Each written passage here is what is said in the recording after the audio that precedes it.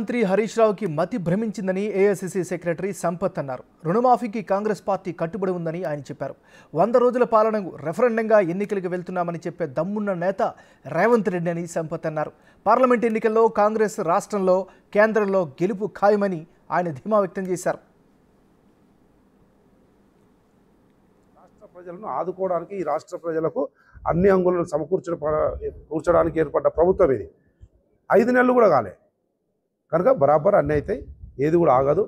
ఈ నిన్న కూడా మా ముఖ్యమంత్రి చెప్పిండు, ఈ డంచికు రాజీనామా నొటపీసు డ్రామాలు ఆడినా కానీ ఎంత ధైర్యంగా ఎవరు చెప్తారండి?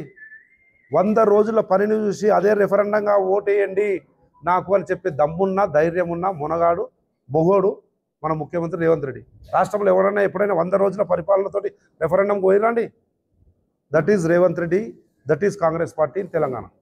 30,000కు తగ్గకుండా షాద్నగర్ నియోజకవర్గంలో పార్లమెంట్ అభ్యర్థికి మెజారిటీ వస్తున్నటువంటి నమ్మకం, విశ్వాసము ఈరోజు జరిగినటువంటి సమీక్ష సన్నాహక సమావేశంలో స్పష్టమైంది. దాంతోపాటు గొప్ప విషయం ఏంటంటే అందరూ కూడా సమన్వయంతో, మంచి ఎక్స్పీరియన్స్ ఉన్నటువంటి వాళ్ళందరూ కూడా సమన్వయంతో పని విభజన చేసుకొని పోతున్న క్రమం చూస్తే ఈ షాద్నగర్ నియోజకవర్గంలో జరిగినటువంటి ఈ సంస్థాగత నిర్మాణం ఇంకా వేరే నియోజకవర్గాల్లో కూడా ఇంప్లిమెంట్ చేసి పార్లమెంట్ ఎన్నికల్లో విజయానికి ముందుకు పోతామని చెప్పి తెలియజేస్తూ ప్రజలకు కూడా విజ్ఞప్తి చేస్తూ ఉన్నాం.